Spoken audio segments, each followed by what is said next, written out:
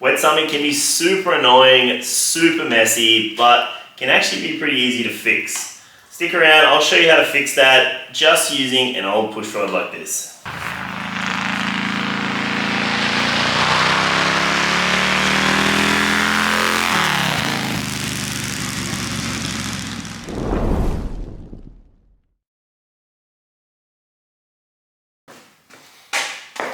Alright, so let's start with what is wet sumping and why do these engines do it?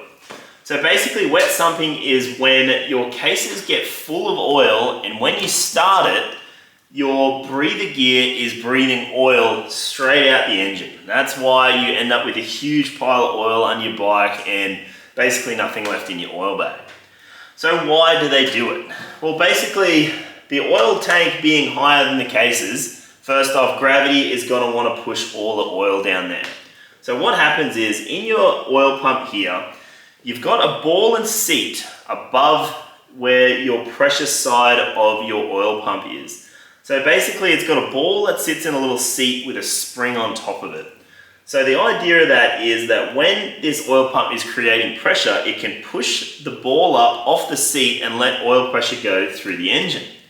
But when your ball and spring are not seating very well, gravity can push the oil past the ball ever so slowly and then it slowly fills your cases up. So like I said, when you start it, the breather is just breathing oil straight out the back.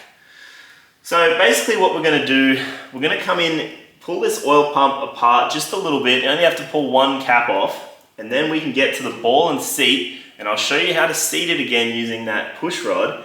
And we're going to replace the ball as well. Because you're in there, you might as well. So come in a little bit closer, I'll show you how to get to it. Alright, so I've taken my vent line off here that was living here just to make it a bit easier to get to this guy. So this is the one we want to look at. This is our relief spring and this is our spring that stops gravity pushing the oil through. So basically what we want to do, let's just undo this. These probably look a little bit different on the engine you're playing with. They're probably flatheads, which is fine. This engine's just had these guys put on it. So just take him out. You see a little O-ring there, make sure that's all right. And here is our spring. And then if you just get yourself a little magnet guy like this, put it in there. This is the ball. So this is the guy that sits in the seat and stops the oil from gravity feeding down. So if you had this oil pump off, yes, you've probably seen a lot of videos of people just lapping this, but if you can't put lapping paste in your engine because it's just going to ruin everything else. Your oil pump has to be completely off to lap it. So I'm going to show you a little trick way to do it. So this is the push rod I was talking about. This push rod is just out of any old Evo, right? And it just so happens that the ball is the same size on this. So what we're gonna do, we're gonna put this in there like that, sit it in the seat, and then we're gonna knock the top with a hammer. So knocking the top with a hammer just lightly is gonna peen the seat again. So with any luck, this is going to peen the seat round again so that our ball seats properly. So I'm going to go through and cut this push rod down somewhere that it's easy for me to hit with a hammer. So I might take this push rod out yet. I'll just see how square it wants to go in. So I might just cut it down here so I can get it in without taking this push rod off.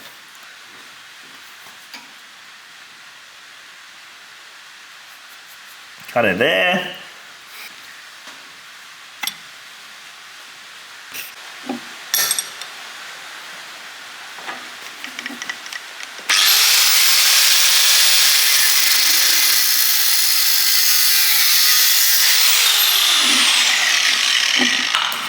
Alright, so I just have my little bit of push rod here. Remember, Evo push rods are hollow, so there's a little hole here.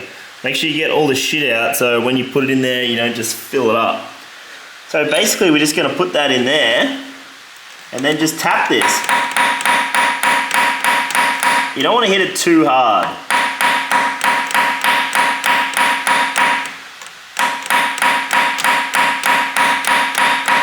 I'm just spinning this as I'm tapping it.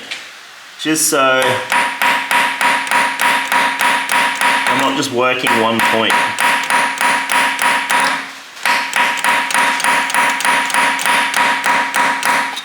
You don't want to hit it too hard because you don't want to break that seat either. So just a couple little taps like this.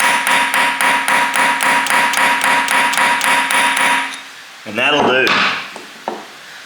So like I said, I'm going to go through, put a brand new ball in here, and then I'm going to lock this back up, and then I'm going to put my vent line back on and get this thing ready to start up. Alright, so new ball here, chuck that in there like that. I put a new seal on my cap, and then we put our spring back on. Make sure this guy's not broken or anything, still springy. Chuck him in there, put all this back together.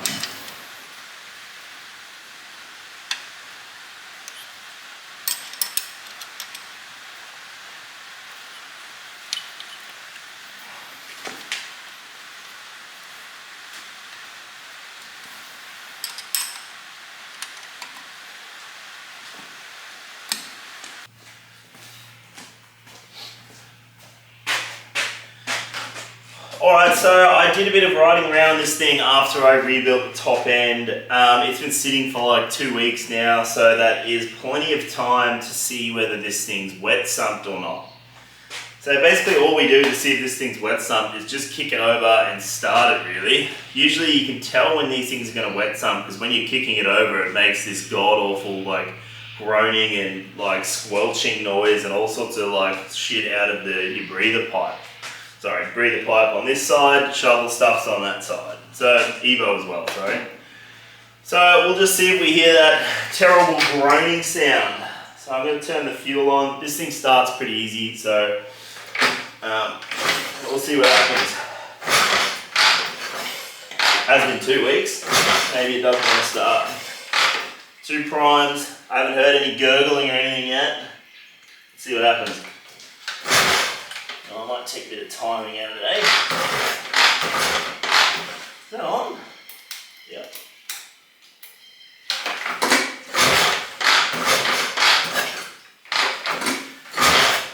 I've jinxed myself. Instead of something, there it is.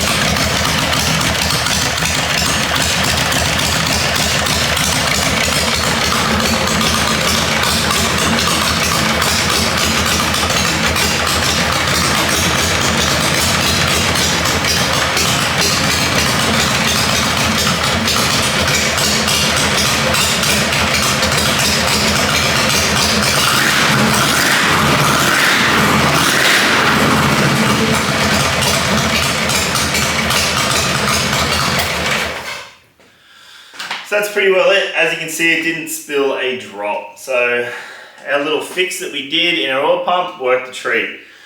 So that fix will work for basically all your pans, shovels, and most of your Evos will be exactly the same. So all you need is that little Evo push rod, chop it up, give it a tap, and that's it. So that's pretty well it for this one. I think this will be the last video you see of this pan. I'm going to go give it back to the customer now. So all my work on this thing is done. So I think I'll have to get on to Dale's bike next.